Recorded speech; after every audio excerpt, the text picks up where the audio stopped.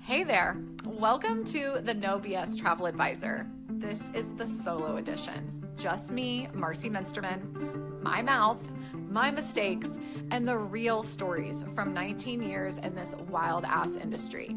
There will be no guests here. No censorship, no filters, just the truth behind how I burned out, rebuilt, and finally learned to run this business like the CEO that I am. And if you're an independent advisor who suspects your host might suck, hates working for free, and appreciates a well-placed F-bomb, you're in the right damn place. So let's go.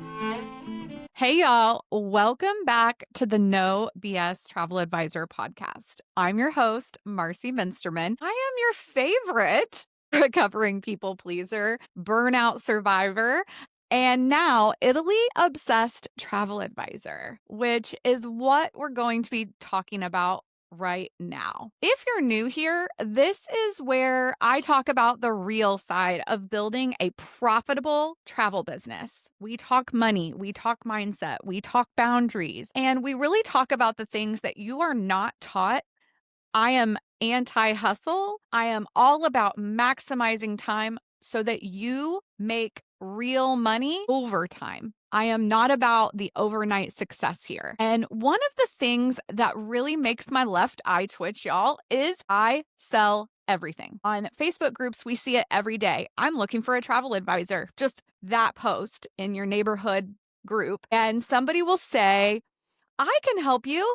And you have no fucking idea what they even need. I get tagged in posts all the time when people are looking for someone local to work with. But instead of jumping in saying, I can help, of course I could help, but I need more information because I have a niche. I know what I want to be selling and who I want to be selling it to. And if you are not the right person for my business, I'm not going to accept the option to work with you. Because that's the thing, guys, we have the option.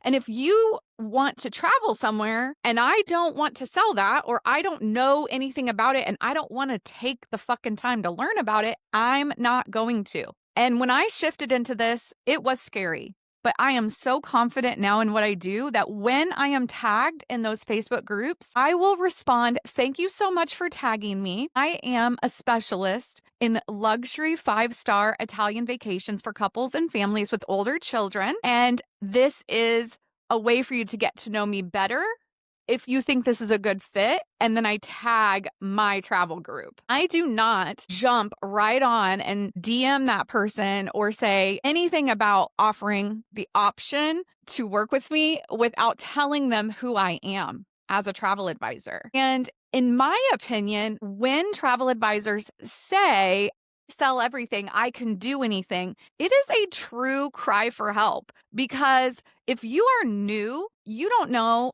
nearly enough to say that you can do everything. And especially if you do not do this job 40 plus hours a week and you're doing this business on the side in any way, the amount of time you are wasting, quote unquote, selling everything is astronomical. And our time is our most valuable resource. So if you are in this business and you're listening and you're like, no, I can sell everything, that's not necessarily untrue. It's just silly because the time you will spend researching, figuring everything out is going to not equal an appropriate amount of money if you can even close the deal, right? If you can close with confidence, if you have a sales process that works, even then, the amount of time you're going to spend figuring it out because you refuse to niche is going to really cause long-term burnout. And that's what we're really getting into today. Why should we be niching? Deciding what to sell, getting specific. And it doesn't mean you're going to set your whole business on fire. I'll tell you a few things. If you're listening and you're like, I want a niche, I just don't know how. We're going to talk about that today. But also, how do you know when you're actually ready to niche? You know you're ready. Let's be real. When you get a stomach ache or you're like that feeling in your gut, like that, like, I don't want to do this feeling. When a random request hits your inbox, you open up that laptop to go respond My gosh, you're like sipping your latte and you're like, my gosh, I don't know anything about safaris. And I'm just using this as an example because this happened to me a couple of years ago. And I was like, do I want to learn about safaris? Like, I didn't used to ask myself that question, but now I do. And the thing is like, we know safaris are expensive. We know they're technically a luxury travel option. I would love to learn how to do this, but I didn't know where to start. I only work 20 hours a week max. I only take a couple of clients a week. Is this the right booking for me? My stomach just dropped. And I was like, you know what? My stomach is usually right. I need to trust my gut. So I implemented the help and release. This is a strategy that I use instead of bless and release. I help them in some way, point them in the right direction, and then I release them. When you are in the moment with a prospect, someone who has sent you a DM, and you know immediately, like you can feel it, that this is not a reservation you want to take on. If your soul is leaving your body because somebody asked you about Disney, then stop. When you feel that dread instead of excitement for anything outside of what you want your sweet spot to be, that is your niche tapping you on the shoulder saying, hey, babe, it's time to focus. It's time to get real about your passion. You do not need to ask permission to niche, to make changes in your business. But it does require awareness. You have to be in that moment, right? This is a CEO era. We are stepping into it. Doesn't matter if you have been a travel advisor for 1 month or 10 years. Every time you get clarity in your business, it's a moment to celebrate. It is a movement forward. I want you to feel good in your business, confident. And that does not mean you have to absorb every request every time someone reaches out to you. And here's another thing I've realized over the last 3 years of coaching and helping you. Most of you have a completely warped idea of what niching is for travel. You hear niche and your brain goes, if I niche, I'll lose money. If I niche, I'll have to say no to quote unquote everyone. If I niche, I'll get bored. If I niche, I'll only be selling this one thing forever. If I niche, my aunt who offers me tons of cruise referrals will never do that again and she'll be mad. We have got to clean up the mindset. Mindset is about 85 to 95% of the reason you guys don't make change in your business. Pure, unadulterated fear. It's like a horror movie has entered your brain and all the worst case scenarios come to life with no context, with no evidence. You are trusting people who have been doing this wrong and been trained wrong as well. You're in Facebook groups getting bad fucking advice from people who've never actually walked in these shoes. Niching is not picking one supplier, tattooing it on your forehead, and only saying yes to that. Selling only one type of trip until the day you die. Saying no to every single client who doesn't fit this perfect avatar. It is not throwing away your past clients and burning down your email list. Niching is getting clear on what you want to be known for. Then intentionally building your marketing offers and expertise around that. That is your position. That is your unique quality. It comes from you. It is this decision, right? When someone thinks of this kind of trip to this destination or this kind of traveler, my name is the one that pops into their head. Okay, you can niche in different ways, and some are going to be more effective than others. But no matter what, niching takes time. When you're making a pivot, it's just like anything else in your business. There has to be a plan. Here's what I'm going to tell you, though. There are a lot of you out there who think you have niched. You will say things like, I do groups. Okay, groups of what? Who goes on these groups? Where are they going? Or what about, I'm a European specialist. This is literally one of my least favorite things. Okay, like all 44 countries, you are an expert. You've invested 10,000 hours of learning into every country that is in Europe. All 44? Like, who are you selling Europe to? Let's get real, guys. You can know general things about some European countries, but The more specific you are willing to be, the more you will be known. Or what about this one? I love this one. And this is something I did for years. I do luxury travel. What the hell does luxury even mean in travel? For who? To where?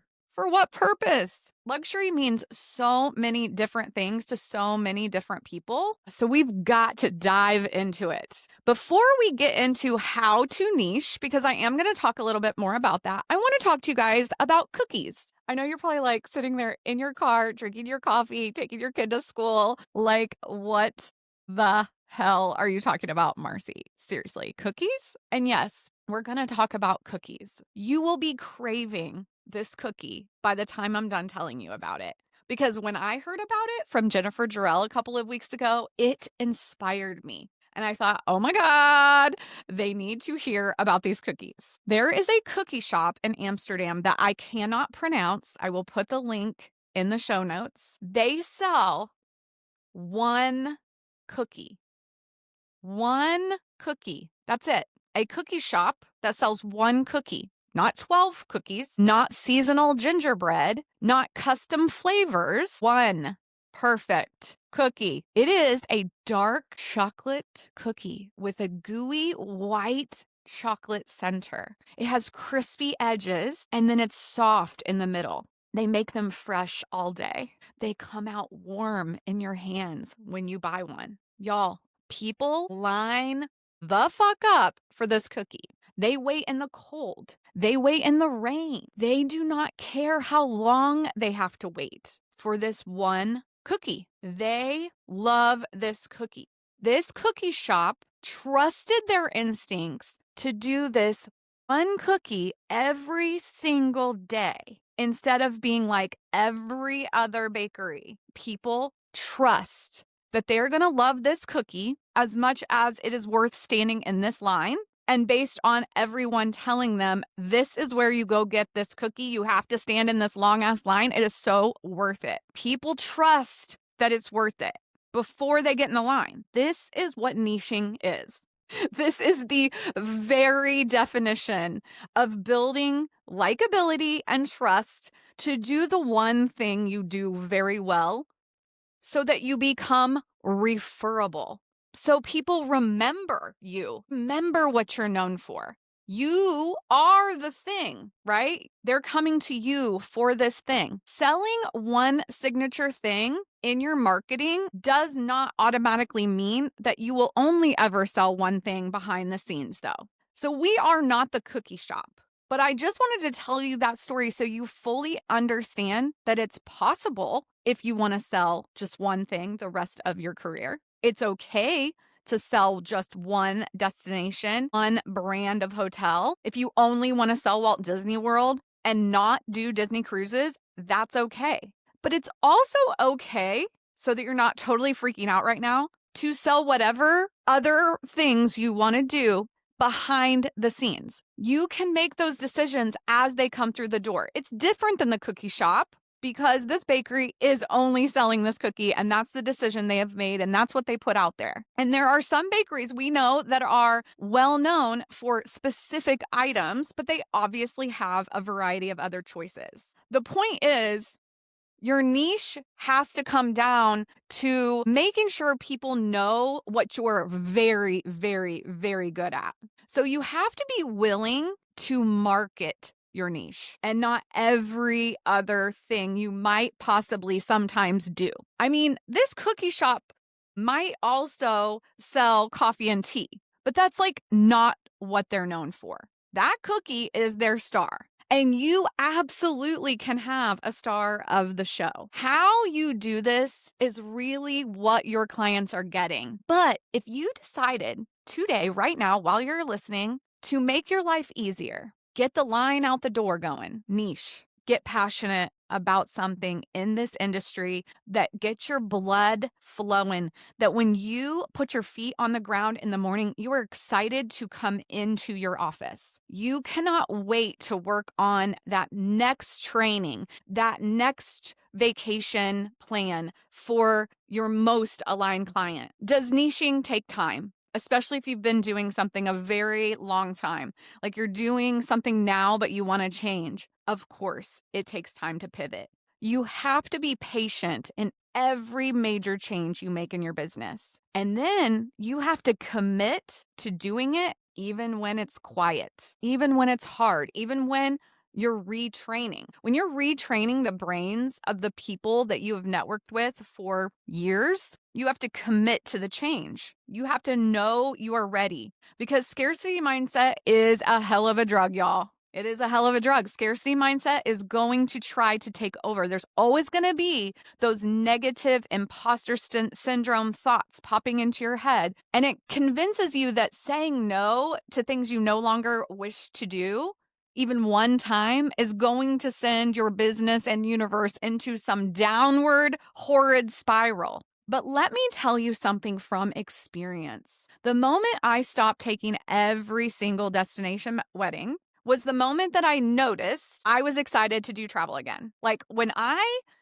decided to stop doing honeymoons, I realized I was just ready to work again. And guys, it did take some time. It did, because when you are shifting your marketing, it's going to confuse people at first. It really is. And that's all right. That's why you're going to keep shifting that marketing. You're going to really push forward, because otherwise they won't get it. They won't understand it. And the only way they're going to start to understand it is if you explain it to them, especially if you've been a travel advisor for a long time. Now, if you're new, wow, I'm so fucking jealous, because you get to decide right now what to do.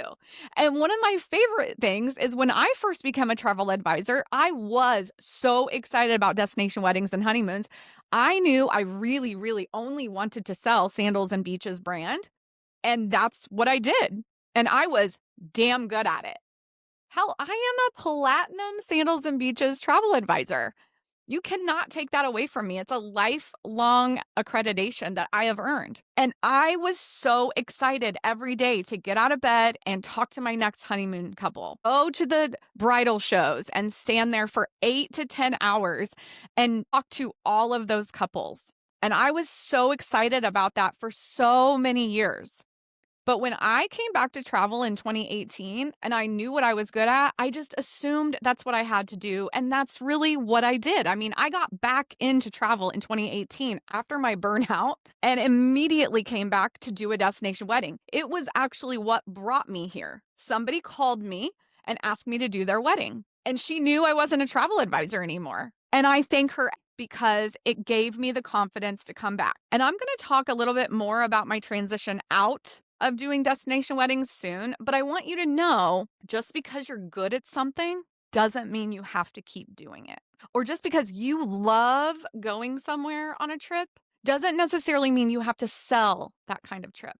Another example is I love to go to Disney. I used to be a member. I live in Florida. I live an hour and a half away from Disney. So I joined when we first moved here in 20. But I learned a couple of years ago that I really do not enjoy selling and marketing Disney for many reasons, and I've stopped. So I don't do that anymore. Again, just because you enjoy it, just because you know how to do it, because I do know how to do it, doesn't mean you have to do that. And there was a lot of fear in saying no, and I get that. And we're literally going to dive into all of this today. The one things I can tell you though, is when I started to make these decisions to shift my niche, to pivot my business, to say no, my income didn't tank out like I feared. My time was so freed up to dedicate myself to my niche that my creativity, my excitement came back. My energy returned. My aligned client improved. My business matured.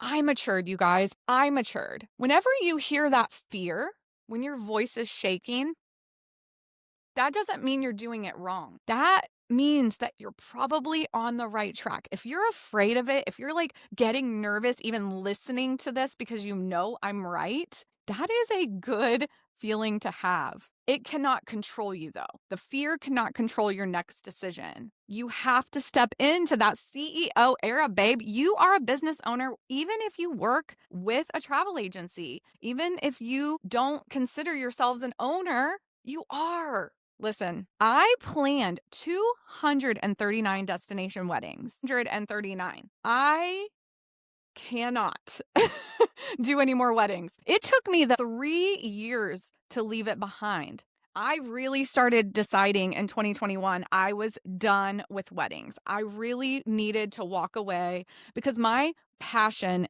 for doing them had disintegrated. I was so afraid because I was so quote unquote successful at doing weddings that would immediately mean I'm no longer successful. I thought I would lose out on 6 figures, and I thought I would disappoint people, right? Because I had all these wonderful couples who trusted me over the years, and I was concerned that they would be like, referring me and be disappointed when I said no. The real truth is, guys, it doesn't matter what other people think, even if they are disappointed, because I was tired of it. I was drained. I was becoming resentful and eye rolling whenever somebody talked to me about weddings. I was operating my business from a muscle memory instead of passion. I have lost my passion for working with couples who want to get married elsewhere. I think it is an incredible market. And if you are passionate about it, thank goodness, because I need somebody to take my place in that spot. But even I was scared to admit that something I was amazing at, because I am damn good at booking and managing destination weddings and the couples and their families. I am so good at it. It has taught me so many amazing things. I've met so many incredible people, but it was no longer aligning with what I wanted to do every day when I woke up. So from 2021 to 2024, I slowly loosened my grip. I booked fewer weddings each year, and I really started to lean in on Italy vacations. I really, really wanted to spend more time learning about traveling to and becoming an expert in Italy, not Europe, Italy. I wanted to implement a very high minimum spend because luxury to me is a 4 to 5-star hotel experience with all private tours, private transfers, upgraded flight tickets. Like, that is the experience. That is the memory I want my clients to come home with when they go to Italy. So in 2019 is when I decided to lean into Italy. I was still doing Caribbean. I was still doing honeymoons. I was still doing destination weddings. I was still doing all those things. But I really wanted to learn more about Italy. And in 2020, when COVID hit, I used that whole year to learn about Italy. Just learn about it. I knew I couldn't go. We all know Italy was on the real lockdown. And I just had this gut feeling that my world was not going to collapse. It was shifting.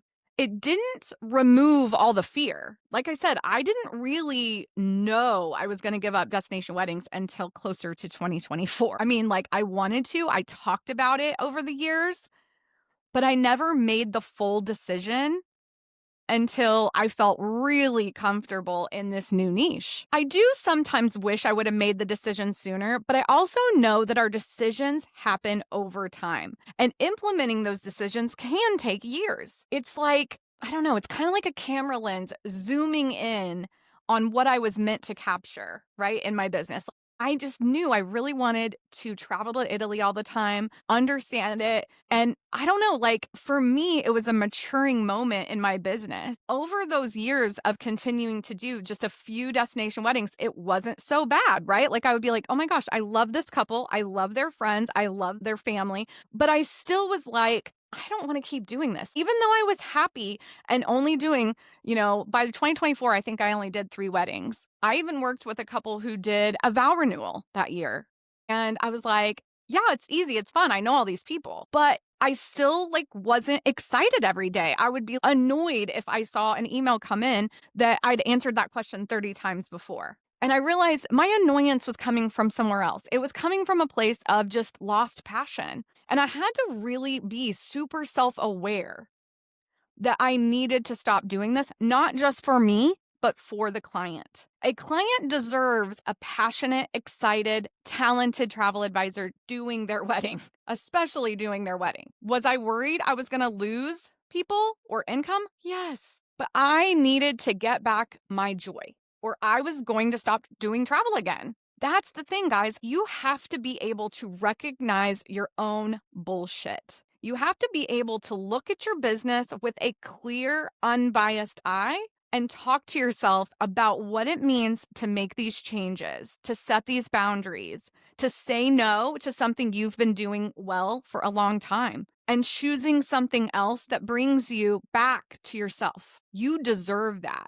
So that is part of the niching process. It is about choosing yourself every day in your business and doing it unapologetically. We do not have to apologize when we make changes. Have you ever gone to your favorite restaurant and went to order your favorite meal and it's gone? This happens to me, you guys, this happens to me all the time. I feel like I always pick that one thing on the menu that no one else likes. And I go to that place, to that restaurant, and then they're no longer selling it. And I asked the waitress, what happened to this chicken that I loved? It had the Parmesan crust and it had, oh my gosh, and it came with this beautiful rice. And then they put this sauce on it. And she's like, oh, we took that off the menu a couple of months ago. Nobody else ever ordered it. I'm like, this is such bullshit. Can you make it? And she's like, we probably could make it, but they don't. And she doesn't apologize for it. She doesn't take the blame that somebody in upper management, somebody who owns the restaurant, decided to stop selling this because it wasn't making money for them, or it was no longer a good way for their cooks to spend their time learning if no one else ordered it. Or they just decided to make the change. They don't say, I'm so sorry. I mean, some waitresses will because they're people-pleasing idiots, but a manager can come over and just say, this is what we're doing now. Here's an alternative, or you can go somewhere else, right? You can go somewhere else to get that. So it's not about, oh, I'm so sorry. I don't really do destination weddings anymore because, it's just not something I do. But it's like all that stuttering, it's figuring out how to say to them, in your own words, in your own authentic vocabulary, guys. So many of you want me to copy and paste my fucking shit. And I'm like, no, in some way, you're going to say my business model has shifted. And I am so incredibly excited to focus on fully customized Italian vacations moving forward. I am no longer taking destination weddings, but I do know 2 advisors who might be a good fit for you, and I'm happy to refer you. It is the help and release method. It is saying, I don't do that anymore, but I can absolutely help you, and I can give you a couple of options so that you can find the best fit for you.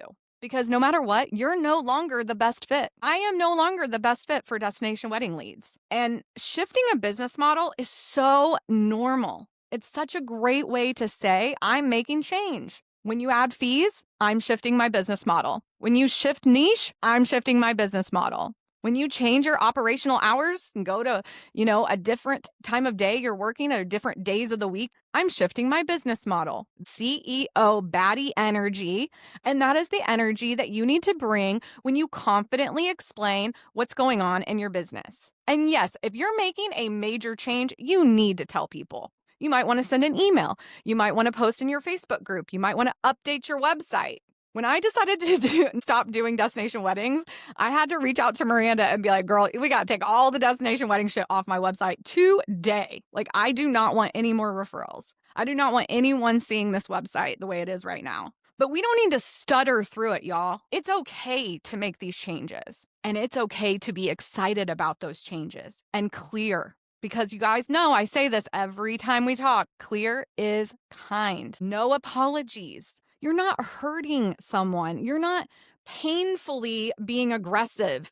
You're not saying something mean. So why are you apologizing for this change? Stop apologizing for a lot of shit, but especially when you make a business decision that is for you, to make your business stronger, to make sure that you are focused on the things that matter to you. There is no over-explaining here. Emotional apology. We do not do that here. So some of you are like, how did you decide you wanted to sell Italy? And I said, I was just always interested. In fact, there was a woman at my first travel agency that I worked with who was so obsessed with Italy, so passionate. And I kind of used to roll my eyes like, what is so special about Italy?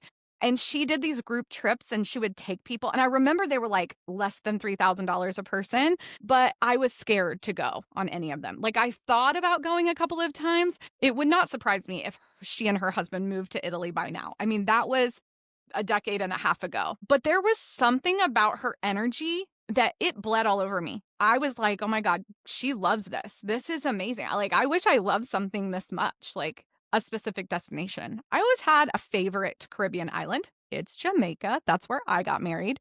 And I always had a favorite resort. I always had, things I enjoyed, but I was not obsessed with anything like she was obsessed with Italy. So in 2019, I was a little bored, right? My ADHD was off the chain and I wanted to learn about something new, but I didn't want to learn everything about Europe. So I started focusing on Italy. I took the Italian tourist board training that's free. I'll put the link in the show notes, but it was so good. And it just gave me some insight that I needed. And then I started taking webinars through luxury vendors, Ultimate Jet Vacations. I think I took Classics Italian webinar. I just started showing up for trainings and I just became more and more in love with this country and what it represented.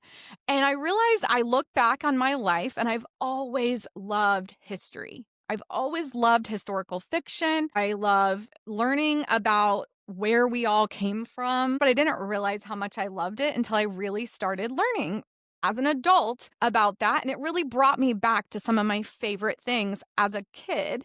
I mean, I was an English major, so I read a lot and I just floated through these trainings. And then I finally got to go after COVID. And the moment I stepped foot in Italy, I knew I was where I was supposed to be. I had this just overwhelming sense of gratitude. I stepped foot into the Rome airport and I realized this is not as scary as I thought it was going to be traveling to Europe.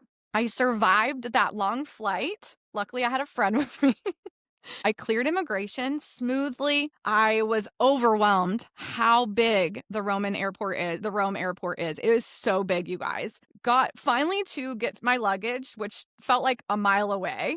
And then I got outside and it was like, I'm in the middle of nowhere, but like there was just this energy I had never felt before. And over the course of those next 10 days, I fell in love with the country. I fell in love with the people, the food. And in fact, I had 2 experiences of deja vu while I was there. One of them, I was like 3 days in and we were at a restaurant for lunch and I couldn't find the bathroom and they say toilets, so I asked where the toilet was and they pointed me down to this spiral staircase that went down into their basement. And I was nervous about it because it was so small, but about halfway down that staircase, I got this insane deja vu. Like I have been here before. And I paused and realized maybe I have been here before. And I know that sounds weird, but if you are super self-aware and willing to feel when you travel, it creates these memories. And you guys, it has been a core memory ever since. And I took tons of pictures of myself on that trip. I posted them all as I was traveling because marketing it was so important to me. I wanted everyone to know, yes, I've been selling to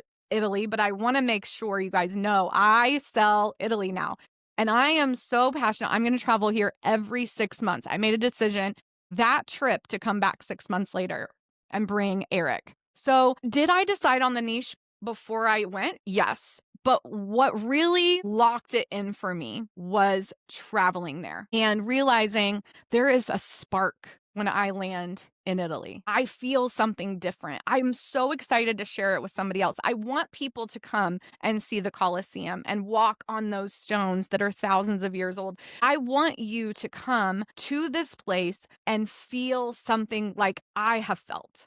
And I just knew this is what I should be doing. So once that spark is there, everything I had learned kind of came together. And even when I got home, one of my closest friends said when she looked at the pictures of me in Italy, I looked like I belonged there. And I thought, well, yeah, because I do. The fire inside of me is relit. And I'll be honest, it doesn't make logical sense that I would feel at home a place I'd never been, but I do. I did. And I still continue. And I have done what I said, which is travel to Italy at least twice a year since that first trip.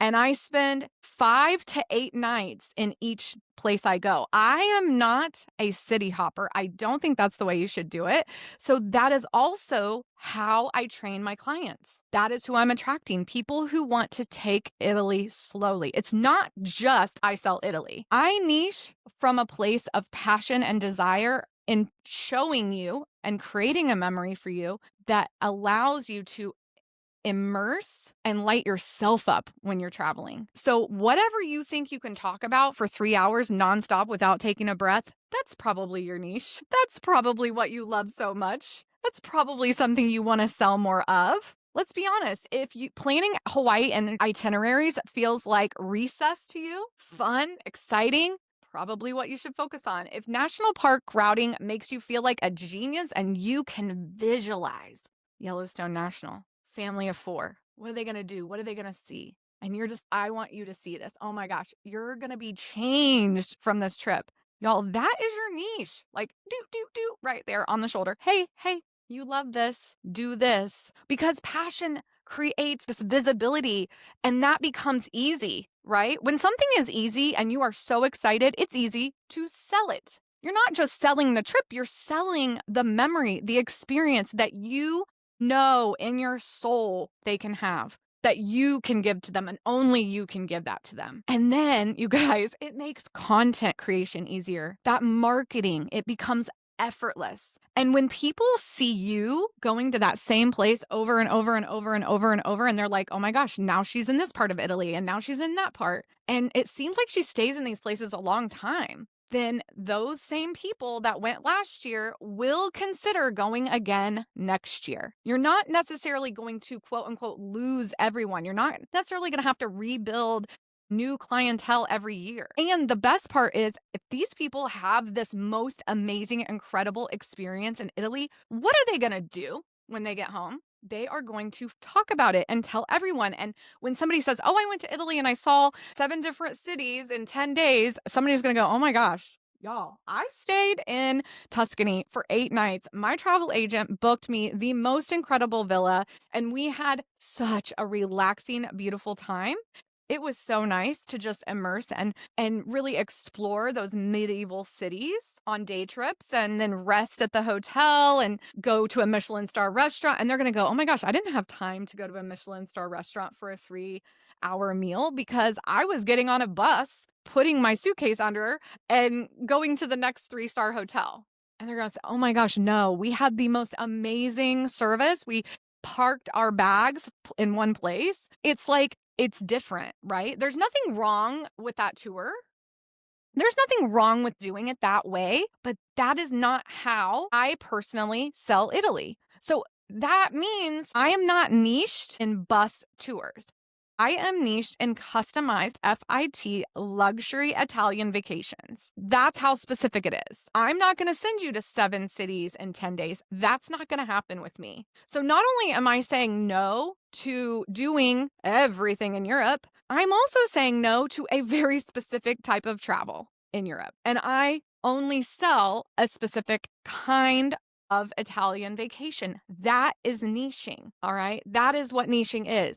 Now, it doesn't mean you can't do all those other things. Again, if you are working with somebody and the bus tour is the best option for them, I get it. You have to decide in that moment for yourself if you want to work together anymore. If the custom thing doesn't work for them or it's too expensive or it becomes whatever it becomes for them, are you going to get on or off your own train? And that's something I talk about in Propose to Close. We have to set expectations and make sure they know what we will and won't do before we dive into proposal moment. And you guys are either going to be so excited about what I'm talking about today or so terrified. But either way, you've got to decide for yourself what's right for yourself. I say this all the time. Yes, this is what I believe. This is what I coach. This is what I'm going to tell you. And if you're not resonating and it doesn't align with you, either right now or ever, then I'm not the right coach to be listening to. And that's okay, because this is something I am passionate about in coaching. I'm very specific in how I teach. I'm very in your face. And I think you're doing it wrong if you're trying to generalize, if you say yes to everything. I think you are doing yourself and your potential clients a horrible disservice, because there is no way you can be an expert at everything in travel. There is not a doctor on the fucking planet who can say they can treat you for everything. That's not a thing. My sister is a post-op cardiac ICU nurse. That's what she did for 15 years. She was not a cancer nurse. She was not an emergency room nurse. She tried that. It sucked. She hated it. She was a post-op cardiac nurse. I'm not saying she couldn't go work in a doctor's office. I'm not saying she couldn't figure out ER nursing. She could. She just didn't want to. So I need you to be thinking about that. If you're a teacher, what do you teach? You teach third graders. In your school, do they also then niche you down to like English, social studies, math? You might not be good at teaching math, so you teach English. It's okay to have a specialty. It's okay to not take the job just to take a job, right?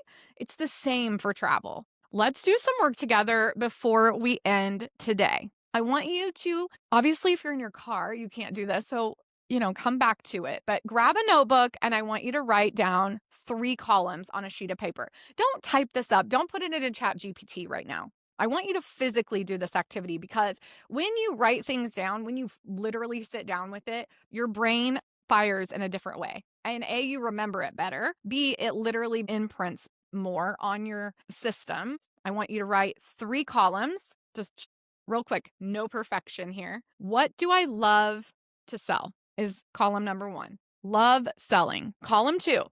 What am I good at delivering? And column 3, what will people pay me to do?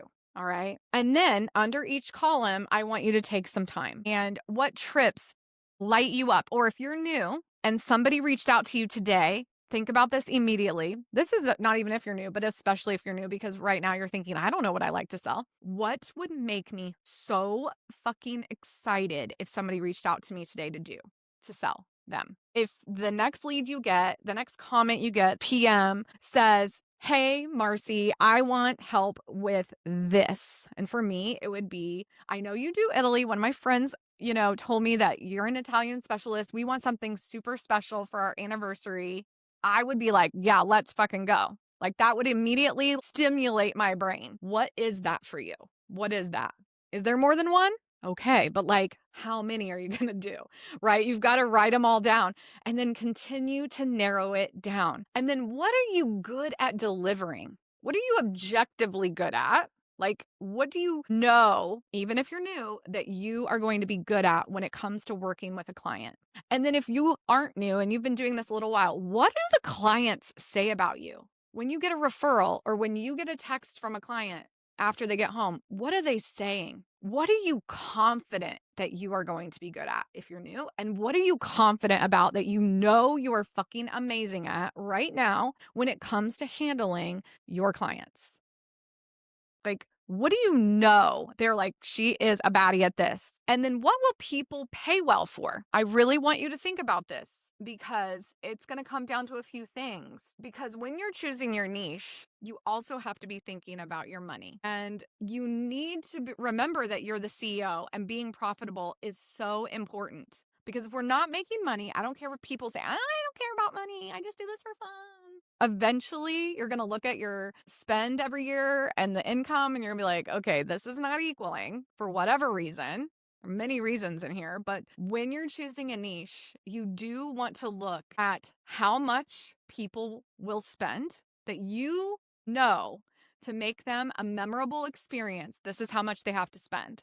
What does that look like? How much is it? Where are you going to add value so that they will pay a fee, so that you can make money, continue to educate yourself, pour back into your business to be even better at your niche? This is the niche intersection activity. These 3 columns. Then when you figure this out, and this activity could take you days, you could just lay it on your desk and just come back to it when you know those answers as you're talking to other advisors, as you're having conversations with your clients, because this is also where your marketing is going to come into play. So it's not just about finding an aligned client. It's about understanding what you want to do in your business and how to market that, and then deciding this is what my aligned client will spend, so that you know exactly where you want to land. And it doesn't mean tomorrow you're going to get that perfect aligned client DMing you about your new niche. It just means that you have more clarity, that you have better understanding of what it is that you really want to do and where you are going in your business. It could take you 3 years to fully pivot. It did for me. And if I'm real, it took almost 6 to become known for Italy. But I am getting way less destination wedding leads and way more Italian leads 6 years later. And since I gave up doing destination weddings, I have only gotten one lead. And I passed her off with confidence. And I was so excited to pass her off. It made me so happy to align her with somebody else who's very passionate about it. I did not feel loss. I really felt comfortable because I know that every year I'm selling more and more Italy, and I have replaced my destination income with my one amazing group trip every year to Italy. So there are ways to do that, you guys, and it does take time, but you have to start somewhere. It's not starting over. You have this network. You can cultivate your network to work for you with your marketing. So you've got to get specific. It can't just be Europe. Europe is huge. What does that mean? So what are your favorite parts of Europe? What countries really light your fire? Italy, Greece, France, Spain, Portugal? You need to know who that traveler is. And it can be more than one kind of traveler, okay? It can. You can also niche here if you want. You could go from families to families with teens or families with 3 or more children, or busy parents who want to leave their children at home. It's not just a vacation. When people hire a travel advisor, they're not hiring somebody to send them on a vacation. They're celebrating milestones. They're building reconnection in their marriage. They're experiencing a once-a-year bucket list trip. They are creating memories that last the rest of their life, that give them a feeling. This is an emotional experience that you get to create, and it can be as specific as you want it to be. Well, as far as style goes, it's not just nice travel. It's not just luxury. It's immersive, boutique, privately guided, food and wine heavy, right? Very descriptive, very specific. I've said this a lot. You guys could get drunk on how often I say specific. So from there, you've got this list. You've got to build out a statement that is easy to repeat and believe with confidence. I help who do what in where so they can have this result with a focus on style or values. Example, I help busy couples do immersive adults only Italy trips so they can reconnect without their children in boutique 5-star hotels with private tours and spend around $20,000 is what my average couple spends. That is something people can remember. They will take something away from that sentence. It's not even just something they can repeat. It will like imprint. It's like, oh, okay, did she say $20,000? It's like there's pieces of it that they may have more questions too, which then leads to a real conversation. So think about this when you think about what you want to do, because you're going to want to come up with that elevator pitch, right? You're going to want to know what to say when people ask you what you do. Stop saying, oh, I can do anything, but I do Italy. I don't say that anymore. I used to be like, oh, well, I used to do destination weddings and no, I design wine and wellness girlfriend retreats in Italy for women over 40. So they can reconnect with their soul and themselves and meet new friends. I plan high-end milestone vacations to Italy for families with teens who don't love those cheesy tours. I focus on high-end experiences so they can celebrate graduation from college. It doesn't have to be perfect. You can change it up a little bit, but stay focused on what it is you do. I help overworked couples experience elevated boutique all-inclusive escapes in the Caribbean without those typical cheesy resort vibes. I design curated adults only vacations in Jamaica and St. Lucia for couples who want luxury without all the stuffiness. I help girlfriends plan upscale, all inclusive retreats in the Caribbean with private experiences and spa forward itineraries. So they come home relaxed and ready to tackle life again. Maybe you are a destination wedding specialist. I plan chic, boutique style destination weddings in Mexico for couples who want a personalized experience without the resort factory feel. I help busy couples create stress less destination weddings in Jamaica and Punta Cana with concierge level planning from start to finish so they can be hands off. It tells them who you serve, how you serve them, and where they're going to go. Are you a USA travel expert? I help families plan elevated USA national park vacations with private guides, boutique lodging, and detailed routing so they know what to expect every step of the way and can actually enjoy that time with their family. I design luxury coastal road trips in California and Oregon for couples who want curated food, wine, and immersive scenery experiences to reconnect. These are examples you can use. You just have to swap in what you do, who you do it for, and the experience that you're going to offer them and the result they're going to have. And here's the deal, guys. You don't have to do any of this. My advice is just that. It's just advice. But coming from someone who has burnt out, who does get bored, if you continue to do the type of trip that you dread, you are going to get resentful. You are going to feel dead inside. You're going to feel frustrated, annoyed. You're going to make mistakes because when we don't like something, we sometimes fuck it up. So if you get that sense of dread when someone reaches out to you, that's information. That is fucking information. That is amazing information to use. But if you feel alive, like fire in the soul, talking about a destination, that is information. So if you notice that passion rising up, that is your niche calling out to you. And when you choose that lane and stop chasing clients that don't align and really market to the person, to the people that you want to sell to, that attractor factor becomes so much louder. Like a lot of you don't understand attractor factor because you don't have a focus. So you can't attract anyone because you're not talking to anyone because you're not really understanding what it means to be passionate and excited. And you don't share it because you don't know how to, because you're too worried about what other people think or saying no and scarcity mindset. But I can promise you, if you become excited and share with passion, not only is that way likable, it means the right clients will find you. They will be attracted to what you're saying. They will know it in their gut. You're the right person to help them. When you have a niche, you don't have to hustle so hard. It might feel like it in the early days when it feels very quiet, when you're making those changes. But the clearer you get,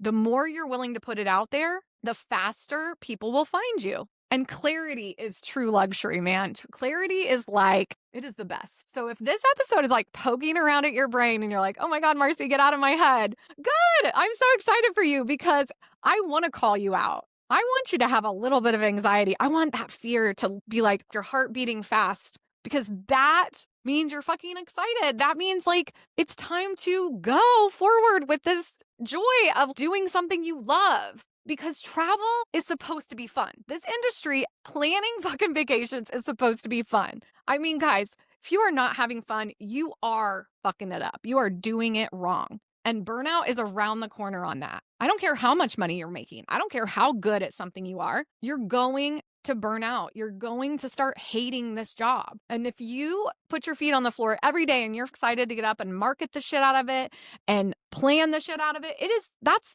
what you want. I mean, deciding what you sell and who you sell it to is the fastest path to having a business that is all yours, that you're the CEO of. No one can take that away from you. Fear is loud, but like passion can be louder and more powerful. And the more you share about what you love, the more you will attract those people who want you, especially when they know what to expect, what they're getting. I mean, that's why you guys are all here, because I am so passionate about helping you find your way through this crazy ass industry with a new perspective. You're not abandoning anyone because you make change. You're leading them, showing them what else you do.